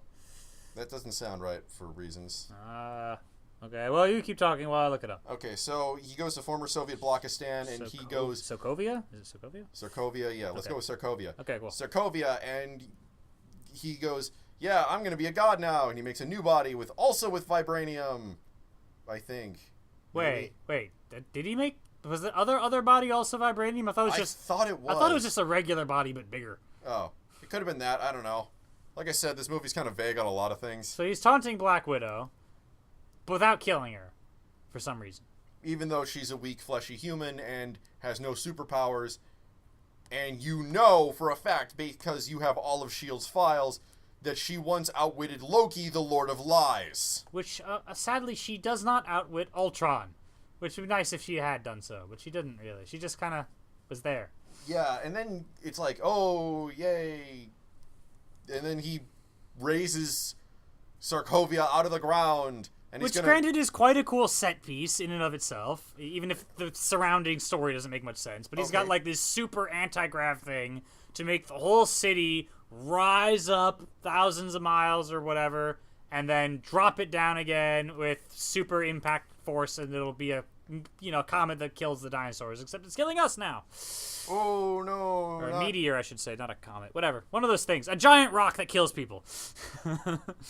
Well, actually, once it falls to Earth, it's not called meteor, it's called magma. Right. XKCD reference there, God. people. Yeah, then the Avengers show up, and guess what? There's a fight scene. I'm trying to remember how they even knew that Sokovia was the target. I'm guessing once it started lifting off. No, but they got there before it started lifting off, remember? Did they, like, track Black Widow or something? I don't even know. remember, yeah. This is like, how we crammed this movie is with, like, so many details and characters. And partly because usually we record right after we see the movie. This time there was a delay. Yeah. But even so, it'd be nice to have it more grip on what was happening. And they fight, and they fight, and they fight, and they fight, and they fight, and they fight, and they fight, and they fight. Yeah, and it's basically like a 30-minute battle scene between robots and the Avengers. And then Nick Fury shows up, and he's got the old helicarrier back, and he's using S.H.I.E.L.D. agents to save people. Yeah, because there are all these civilians trapped in the town. So yeah, they knew in advance it was going to happen. Remember, because they started an evacuation and so forth. Yeah. I'm trying to remember how the frick they even knew that he was going to do that. Vision told them, maybe? I don't even know. Okay. Vision is another plot device character. He kind of does whatever the plot requires him to. He kind of does. He shows up, he grabs Ultron's face, and somehow... blocks him from the internet. Which... No, my Wi-Fi router! Yeah, but why doesn't Ultron have an off-site backup already? That's kind of his big thing in the comics. He has like a zillion off-site backups, so anytime you try to kill him, he's already backed up, and he's like, oh, okay, I'll try again later. Which is a perfect excuse for a cardboard prison sort of thing. You know, the Joker gets to always escape from Arkham, but if you got an AI, he can just be already escaped in the first place. Joker AI? Joker AI, oh my god. But, okay, so we cut him off from the internet, and then he kind of disappears for most of the battle, which I didn't notice, but it was pointed out to me later. Like, oh yeah, he wasn't in most of the fighting shots. But okay, we're fighting... Well, he's technically part of each and every little Ultron robot. No. Vision disappears for most of the battle. Oh, I did hear that was because he was, like, tired or something. I mean, I remember him a few times he would do the Shadow Cat thing and kill stuff, but it wasn't as often. I guess maybe they just wanted to give more focus to the proper Avengers or something, who again are doing the same sort of badass stuff they did at the beginning of the movie, and it's cool. In the middle of the movie, and the other part of the middle of the movie. And they really every other scene. Yeah. This is the fourth fight scene in the movie, and we're still not. We're not seeing anything we haven't seen before. The reason why we loved the ending of the Avengers is because we're seeing all these people fighting together for the first time. And fighting, more effectively and coordinated. Against a single opponent, the Chitauri. These diabolical creatures from a portal leading to the other end of space, coming through, ready to enslave our planet. Before, they had fight scenes, sure, but that was amongst themselves. Teething problems. It was Thor and Iron Man. It was versus Thor versus Iron Man, and then later Widow versus Hawkeye for a bit on the helicarrier, and Widow versus Hulk. Oh yeah, that Widow running away from Hulk more so than versus. Okay, well, Thor versus Hulk. Thor versus Hulk. Now yeah. we have this ultimate battle, but this time we've seen them fighting together for the whole movie. We're not that impressed anymore. I mean, yeah, it's like abstractly impressive because I'm thinking, wow, you guys spent a lot of time and energy on this, but it's also, sort of, I've seen this. You need to take it up a notch, not just in the number of things that explode, but in the way they fight and how that informs their character development. Which I'm finally going to get around to as soon as we finish up this plot. So they fight, and they figure if Tony zaps the thing from the bottom while Thor zaps it from the top, it will reverse the anti-grav in a way that brings the city down without killing everybody somehow. Or it exploded. I can't remember which one. They did explode it, but it fell down in pieces, and that it does not have the same kinetic energy as what it was intended. It was going to rise much higher. I wasn't sure how close they were to the limit of how high it needs to be. Yeah, they should have had at least something. Show a little thing on a computer screen like this is the point of no return, or this is it'll kill Europe, and this is the point where it kills the world, and this is the point. I don't know. It was just a little vague. Yeah. And this is the point where it kills Chicago somehow. Only Chicago. Only Chicago. No, don't let it hit that. I live there. Okay. So they fight a lot. They had this very strong sort of beat going on of action, comedy, action, comedy, action. It's a Joss Whedon script. Joss Whedon thing. By this time, though, having been into the second Joss Whedon Avengers movie, you're sort of I'm starting to see the formula. I'm starting to see the action and there's going to be a comedy bit. Oh, there it is. Yep. Okay. That wasn't it's still funny. It's still funny. I love the for God's sake, and throws him out of the ship. And then so eventually they stop Ultron once and for all, and Hulk just steals a jet and fucks off. Why? I guess because he feels he's a danger to people. But that's again with that weird balance I was talking about. Did he kill anybody in Wakanda? I don't know. It's never ever going to be telling you. It's largely helpful throughout all these movies. God damn, man, you have friends. Why are you doing this shit again? Yeah, that didn't make much sense. It was kind of poignant that he's leaving Black Widow behind, but I wish I knew why. But okay. And we set up a new Avengers building, and we're going to train the new Avengers, which now includes Wanda. And Quicksilver died, by the way. Oh, we skipped that part. Yeah, it was sad. Yeah, it was pretty poignant. But, at this point, we're breezing through the rest of the plot. There's just so much to cover.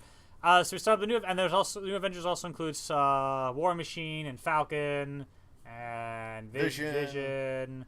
And right at the end, Cap's like, Avengers! And then it cuts off before he says assemble. And you're like, that's funny. Yeah. And then Thanos shows up in the Stinger because Thanos has to show up. He has to show up. There was no second Stinger, though. This is what they should have done. The exact same shawarma place, except with now Cap and Widow and the new Avengers. And they're all, eating, and then Brody or something's like, so is this part of the training? He's like, oh, yeah, this is very important. Yes. It's you cannot be an Avenger until you eat some shawarma. I think that would have been funny. But anyway. That would be great. The next Avengers movie, they have all the heroes in the MCU just all in that shawarma shop. Just there's crammed in there. No, there's a line, and you see you see Groot getting some shawarma. He's bent down. He picks it up. He just walks out off scene, and then you see one hand this nice little waitress lady handing rocket some shawarma. I imagine he'd be stealing it off other people's plates, too. No. That's the funny thing. He's just waiting in line. Everyone's just really patient for their shawarma. Yeah, that'd be funny.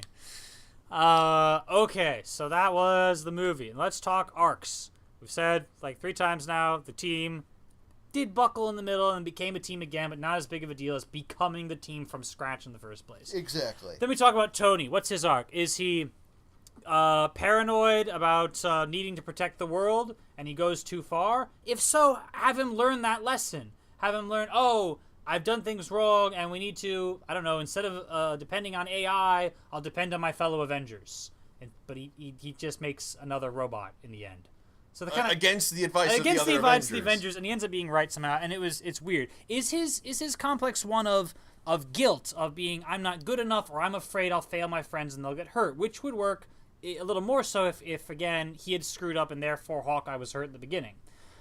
If so, then the arc would lead to him. Maybe he takes too much on himself. In all the fight scenes, he's trying to do everything by himself. He doesn't want anyone to be in trouble. He tells them to go to Section B, when Sector A is the one with all the danger, you know what I mean? And he ends up endangering himself and nearly dies. And maybe by the end of the movie, he's learned to trust his friends again. He's learned to risk their lives, not because he doesn't care, but because he knows they're a team and we're risking this together. Which would be really poignant with that bit where they're facing down Ultron and all his goons. How will you defeat me, Ultron says. And Tony says, like the old man said, together. Imagine if that had more impact to it, yeah? And then that connects with Wanda and Pietro's backstory. Right? Yeah. They are pissed off at Tony for killing their parents indirectly, but they still blame him for it. Okay, I understand this. Makes sense. And it comes up in that one scene, and never again. Did you notice that? No, not really. No, it was... This didn't really occur to me till later, but it's, again, these sort of things that they are harming the experience as you're watching it, and you kind of realize why later on. She winds up fighting not just against Ultron, but with the Avengers. Like, Hawkeye gives this whole speech about, okay, I know you're scared, but you can come and fight and be one of us and get over your fear. And she's like, okay, and finally starts fighting all the robots. You can fight the robots and still not be an Avenger. Yeah, I mean, she officially joins permanently as of the end of the movie. I mean, there's tons of superheroes in the Marvel Universe who have never been an Avenger. Right. Squirrel Girl. Exactly. Deadpool. Sometimes. Sometimes. Spider-Man's got turned down a bunch of times for the Avengers. But he also, he's in like half the time, isn't he? It's like in or out, whatever. This could have worked so well with the Tony guilt thing of feeling like he's done things wrong or he's not good enough or whatever. And then Wanda could confront him about it and he could apologize and she could read his mind to know that he's sincere. And that could be a pivotal moment for all three of them, for Tony, for Wanda, and for Pietro. Mm-hmm. And it doesn't happen at all. She totally just joins his side. I get why she hates Ultron when she knows his plan, but like, your whole backstory just went off in a poop of smoke as far as everything else is concerned. She no longer has any hatred towards Tony. By the way, I don't know that she had any hatred towards the rest of the Avengers, really. Everything was focused on Tony, right? Yeah. Which I understand. So, in the beginning, when she zaps his brain and makes him feel all bad, and she stands there while he takes the scepter, why don't you just chop his head off? Like, especially why not just flash fry his brain? You're a psychic. Psychics are like one of the most terrifying opponents to fight in comics because they can do exactly that. Lobotomize him. Right. Or also, Quicksilver's right there. He could probably literally chop the guy's head off if he wanted to. Yeah, right? It seems a little violent for Quicksilver. Okay, but still, like, this is the guy that two of you hate with a fiery passion ever since you were kids, and she lets him take the scepter? She explains later, I did not know what he would do, but I saw his fear. I saw it would destroy him. Okay, that's lovely. Why don't you destroy him right now instead of set this up for later? Look, the other movies in the MCU have been really good about this. They make the villains feel like real people, and like their motivations are understandable to a degree. Except that one guy in Thor 2 who's just so cliche, I can barely stand it. Well, that's the problem with this movie. Yeah. All of the people are acting like cliche comic book villains. Well, No, I won't kill you now. Instead, I'll just rant about my motivations and let you live. And then he totally does. Pretty And then they're like, much. well, I can move at super speed, but instead I'll fuck with your head for a little bit and act like a douche until it's time to join you. I know, and I point out that bit about not hating the other Avengers because you could say something like, "Oh, she wanted to destroy the rest of them," but no, I don't think she did. She cared about Tony, and he's right there, and you realize the scepter is a super weapon, right? She knows that it's at least a weapon. You're giving weapons to a guy whose previous weapons killed your parents. No, you're giving weapons to a guy whose previous job was building weapons. Yeah, well... So, not only are you helping the guy who murdered your parents, you are also giving him the means to build even more destructive weapons. Which will potentially create several more orphans when another apartment building gets blown up for some reason. Yeah, with staff-shaped bombs. With staff-shaped bombs for some reason.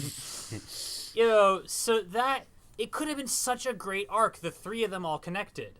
And Tony revisiting his past, and Tony also feeling guilt, and Tony needing to trust the team, and Tony dealing with Wanda and Pietro, and really a whole lot of things could center around Tony, and they didn't. And it was just sort of, we fight, to the end of the movie, a little bit. Who else do we have so in Avengers 1, Thor had a little bit of an arc, because Loki was the bad guy, and he had a talk with Loki about, we were brothers once, and so forth. Like, bit of character something in there. I don't know if it quite qualifies as an arc, maybe a little bit, because first he's talking to Loki, and later he's kicking the crap out of Loki. Loki definitely had an arc. At first, he was okay, and then we wanted to kill him. See how that develops? It's marvelous. You read...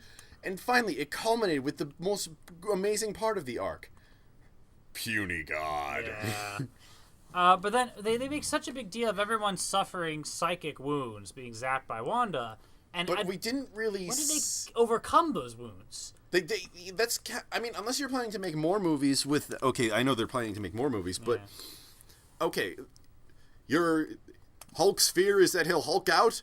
Ooh, truly we have plumbed the depths of Bruce Banner's psyche with that little that's revelation. Like a perfectly legitimate fear, but it's like something we already know. Yeah, because he says it all the frickin' time. Yeah. Do you know why I'm tortured? It's because of the Hulk. Yeah, we know. Oh, okay. Well, I honestly thought it was because of Galactus. Oh, well, really tiny Galactus that lives in your ear. Oh, well, we know better now. We know you're afraid of the monster within. That would actually be interesting if actual Galactus was the threat that Tony wants to protect the world from. Okay, He's 10 light years away or something. And, oh, crap, we need to do something. I have no idea.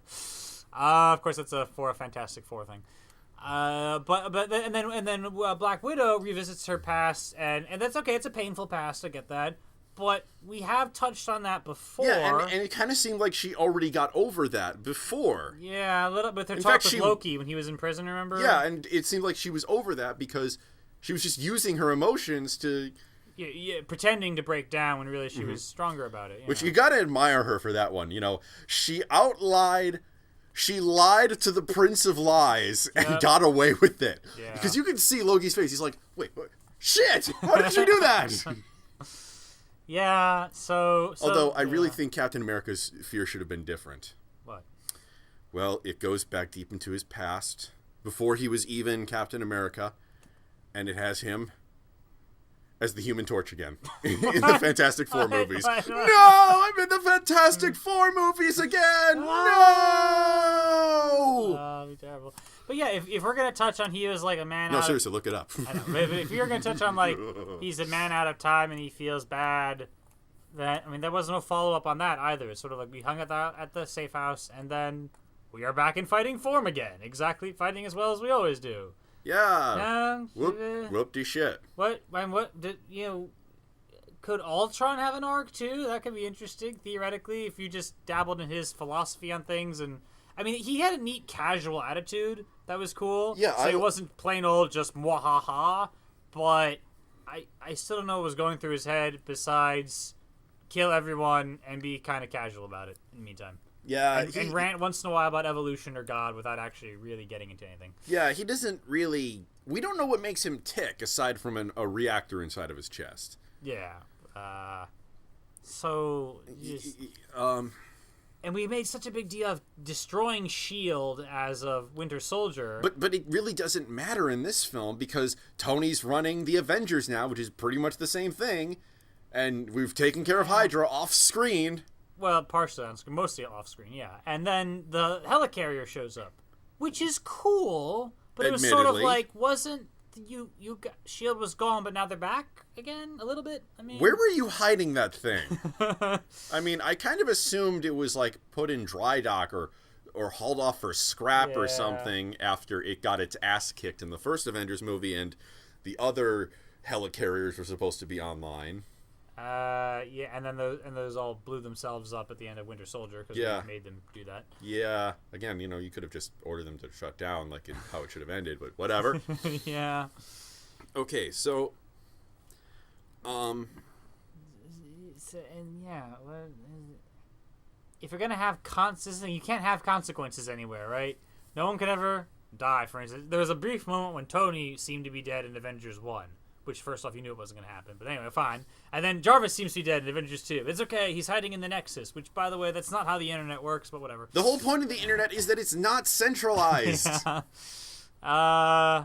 Okay. And S.H.I.E.L.D. is destroyed. But it's kind of back now. You ever see the Honest trailers for Winter Soldier? Get back. No. It's like, a movie where it turns out that Bucky isn't really dead. And that one Hydra guy, I forget his name, isn't really dead. And Crossbones isn't really dead. And Nick Fury isn't really dead. Dear God, they keep doing this. It's true. It's always been the problem with comics, and that's going to become more and more apparent as the mega franchise continues. No one can properly die. Nothing can properly change. Black Widow and Hulk have a romance thing, except that's cut short too. Because why the hell not? Because he's gonna go swim to Fiji because he feels like a threat, even though he's super useful. And at the end of Avengers 1, he totally became the master of his own powers. Yeah, he had that whole thing where he was like, you know why I'm able to keep control? I'm always really mad. And then he turns into the Hulk on command and beats up the thing. Right, which was just beats up the dragon, not the actual thing. The Leviathan thing, Yeah. not Ben Grimm. No, does not beat up the thing. Oh, I would love to see that. That would be cool. But so that was a little contrived, but still super cool in Avengers 1. You're like, okay, he can now Hulk out on purpose. Yeah. And now they walk it back a little bit, where he's concerned about being the Hulk. But that's like he needs this lullaby thing, which actually that's a sweet moment, the lullaby thing. But you didn't need a lullaby in the first movie. What's going on with you? I feel the foundation is shifting out from under us a little bit. Oh, and I forgot to mention how when Ultron has Black Widow imprisoned and then leaves her there, apparently, and then Bruce Banner shows up to save her. Like, there's no guards or anything. I was convinced. I was dead convinced that was like a Doombot or something. Yeah, like Ultron in disguise of some sort. I thought it might be like a hallucination. Robots. No, Ultron in disguise.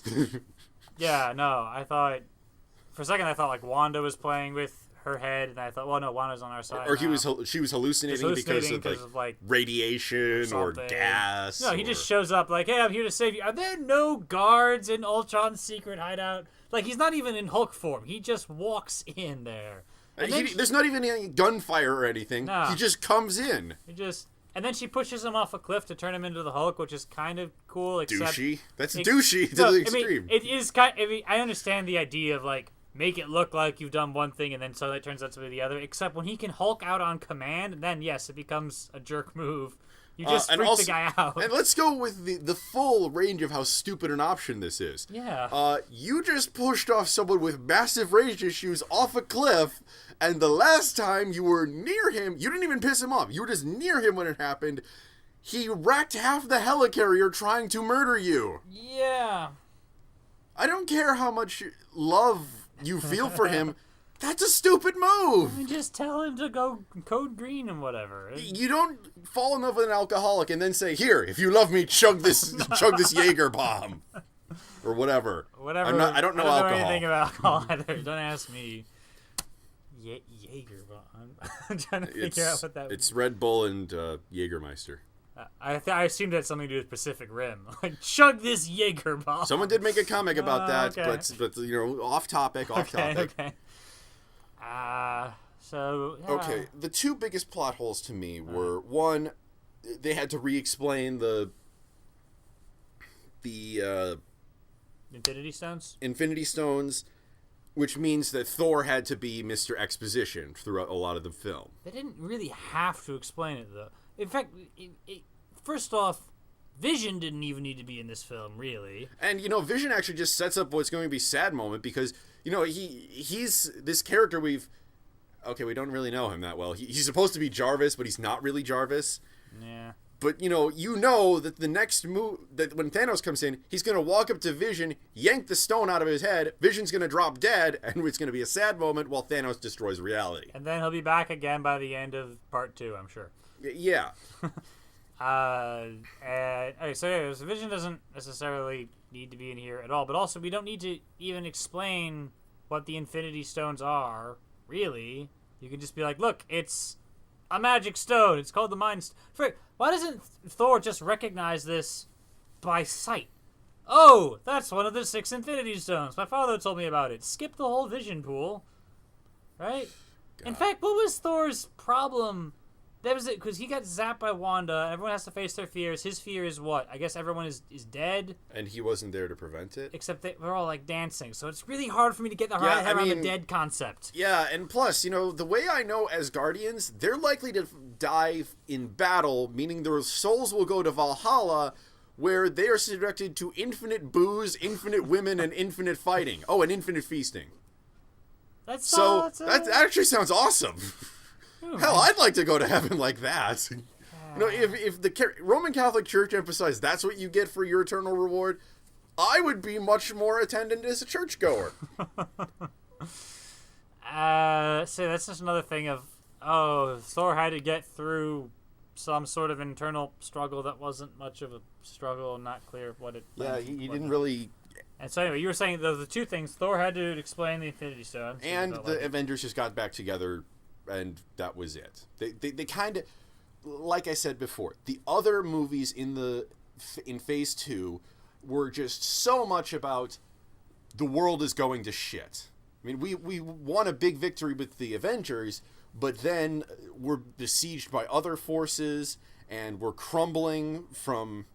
We may have done well then, but the after effects are causing us to crumble. So, something to bridge between Winter Soldier and Avengers 2. Which is why I was thinking of rewriting the next film in this franchise. All right. Ant-Man. Oh. Okay. Now, here's how I'd put it. I'd put it before Avengers 2. And Ant-Man would be... I'm just going to call him Hank Pym because I don't know any of the other Ant-Man.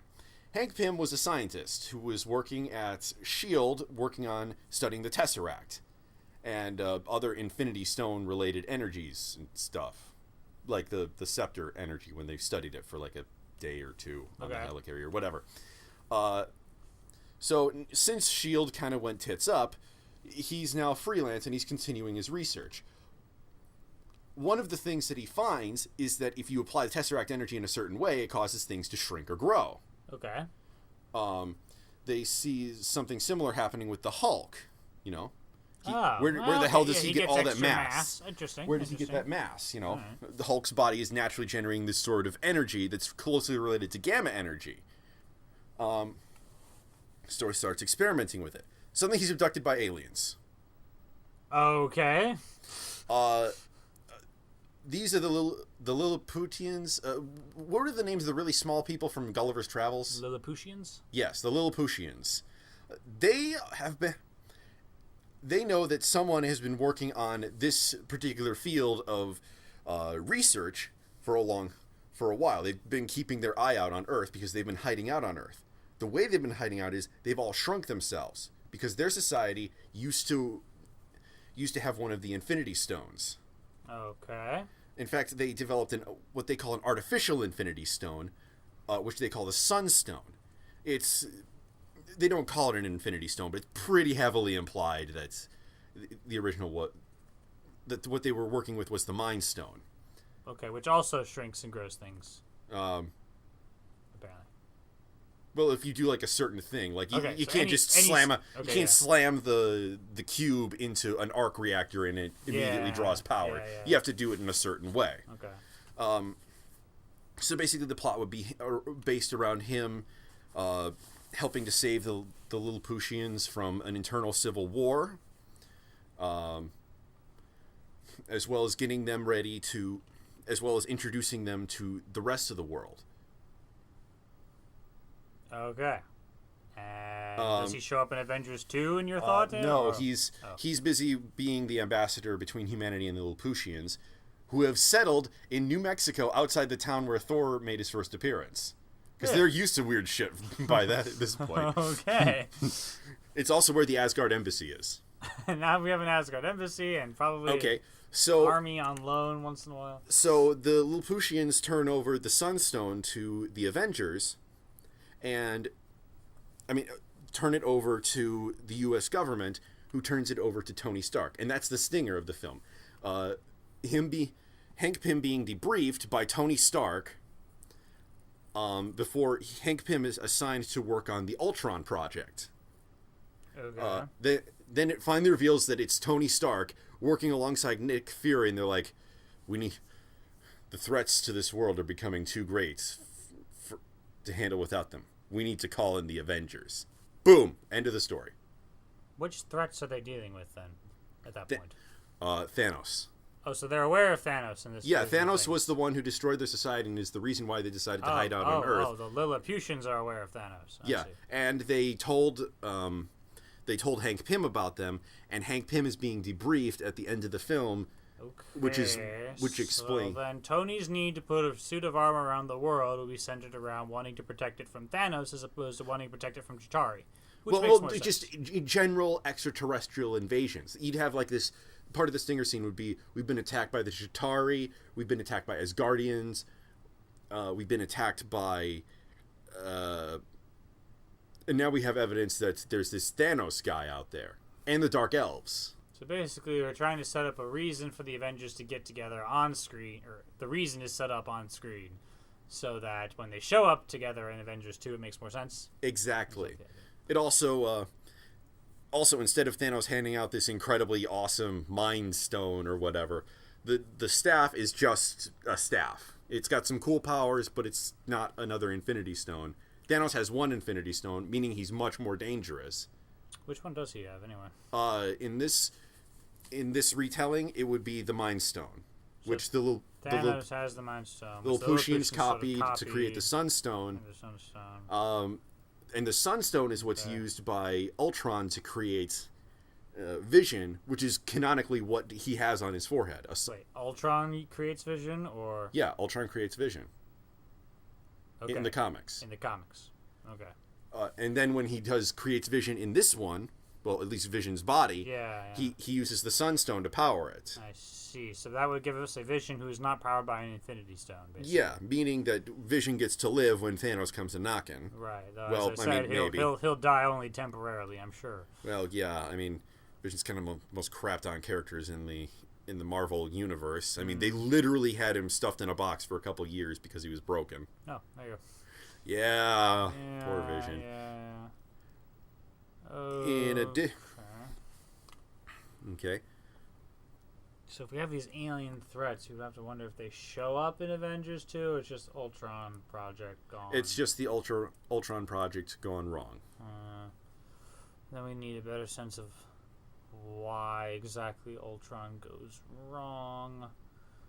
And I was thinking of some other thing too. There's so many threads. I imagine Joss Whedon has got his problems trying to balance everything. Well, the staff is designed to take over people's minds, right? Yeah. It influences Tony because it's designed to accomplish its master's will, and its master is in love with death. Maybe that's what we should have had in Avengers 2. Tony, without being realizing it, is being influenced by the scepter as he's researching it, and that's what causes him to make dumb decisions or something. And yes, people are going to say, but wait, he was immune to the scepter's touchy of death. Yeah, he was only immune to the touch. He wasn't immune to the general. Remember, they were having that weird conversation. It could be like a Reaper indoctrination thing. It affects the general mood. Yeah. That's exactly what happened with that big old conversation they had just before Loki's men attacked the helicarrier. Mm-hmm. The whole upside down shot of the scepter and all that. Yeah. Okay, that would do something. Well, the other point I was going to make, by the way, is it is odd knowing that Loki got the scepter from Thanos, which has a Mind Stone in it. And Thanos wants all the stones, but he gave one of them away. And the best you can do is like, well, I guess he gave it, but he hoped to reclaim it later. But that is a little odd, looking back. Yeah, I mean, then Loki, who's really not much on the trustworthiness scale, you're going to say, okay, Lord of Lies, give me my 2 sources of infinite power. This plan could have used a couple revisions. My Lord Thanos, can we talk? I have my doubts about this plan. Quiet, I'm being brilliant. Now give that Kree guy a bunch of dudes. And my daughters who hate me. This are the best plan evers. I just say, whatever that Kree guy's name, he's not cool enough to deserve... Ronan. Ronan. He wasn't cool enough to earn the right of killing the other. I was like, come on, the other. He was a cool character. I like the other. Yeah. Oh, well. Also, you gotta figure Thanos would be pretty pissed at that point. He's lost literally the opportunity to have 3 of the 3 Infinity Stones. Yeah, I heard there is something in the comics where, like, the more Infinity Stones you have, the more fate prevents you from getting the rest of them. So theoretically, the best way to collect them is to know where they are and then pick them up in rapid sequence before fate apparently gets its act together. So if that's true, that'd be an interesting, meta plan of Thanos's. But I doubt that's going to come up in the movies. Yeah. Okay, so my Ant-Man theory plan. You thoughts? As opposed to the Ant-Man plan. I don't know a lot about Ant-Man to begin with. So I don't either. That's why I just made this up. Did you make this up on the spot as we were talking? No, I made it up in the parking lot while I was pushing carts. Oh, I see. Lilliputians. That would give him someone small to interact with, certainly. I imagine that's the first parallel. I'm wondering if they have a further effect on the universe. Like, do we seek them out for help of something, or they're kind of bad guys among them, or I was thinking, because they're refugees now. So we just like maybe like in the future we'd have like a Lilliputian scientist or 2 working in the Avengers HQ. Yeah, okay. So I mean that could work. I could see how it could fit together. My scheme for Ant-Man is to skip Ant-Man. Okay, that's a pretty good scheme. I like that plan. And just bring in Doctor Strange or something. Yeah. Actually, though, if I did Doctor Strange, I wouldn't put him in the MCU. Because first off, as I keep saying, this mega franchise is going to get too big and too unwieldy. And Doctor Strange is so good when he's weird and in strange new worlds and everything. If you had him in the MCU, he'd probably end up at some point in the middle of New York City in broad daylight, hovering around, shooting fireballs at a monster or something. And you'd be like, shrug. But you put him on a surreal journey the whole movie long and don't even think about the MCU. Like, change the way you film it even. Get weird colors out of the cinematography. I said it right. Make the storytelling different. Don't tell an origin story. Strange's origin story is boring. Skip it. Just have it. No, we're not kidding. He had a car accident. He was a famous surgeon. He wanted to figure out how to fix it. So he went around the world, and eventually some guy said, "Hey, you're the new Sorcerer Supreme," and thus he had magic. I know it's such a boring story. I would rather have he already exists, and we learned about him through an Ishmael character who meets him and learns about him and is introduced to magic via Strange. Also, the MCU doesn't really have magic as such. No, but it has it has like the standard sci-fi bypass of that. We have telepathy, but for some reason telepathy is okay in hard science fiction, but not magic. I don't know why. I think that's a cultural thing because there has been scientific research in the real world towards telepathy, and turns out it's not real, folks. But the fact is, it's been surrounded with all these sciencey terms. It seems sciencey to writers of fiction. Yeah, but anyways, aside from Scarlet Witch with her telepathy and some superpowers, which again, most of them are science-based superpowers, there's not real magic in the MCU. Yeah, and I'd like to have real magic. I don't want them to show up with Doctor Strange and be like, oh yes, I got these advanced technology from the future or something. Well, I meant...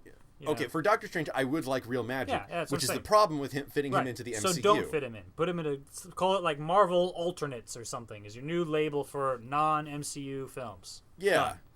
And I could probably rant on that for a while more, but we're off topic as it is. So, yeah, and we're closing in on 2 hours. So basically, I know, you could almost watch the movie the time it takes you to watch this. Yeah. So basically, Avengers 2, you know, it has its moments. It has a lot of little good moments. The lovely sense of humor that Whedon brings to everything.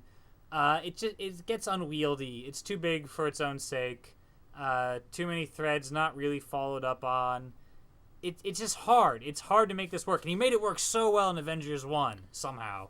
Yeah, and now it's like, okay, I've kind of seen this before. I know these characters well enough to be like, you said that thing twice. I've seen that. You know, Black Widow in her past, for instance. Okay, I've kind of seen that. It didn't fit together as well. No. It didn't have an overall sense of anything. It felt very much like this has to happen because a series otherwise of scenes rather than a full arc of a movie. Yeah. Avengers 1 flowed better. This one just felt like a jigsaw puzzle. Yeah, and I've seen worse, believe me. But comparing it to Avengers 1, in the end, Avengers 1. Sorry. Avengers 1. Avengers 1. But that's about it then. All right, thanks for listening. Wow, I don't know why you're still listening after all this time. Thank you, whoever you are. Unless you're using this because our voices are relaxing and allows you to fall asleep. Yes. Which I admittedly have used our videos before. Oh. Well, it's good to know that they're being used for something. So, anyways, I'm Sith King! And I'm Sonic Sons! We're signing off.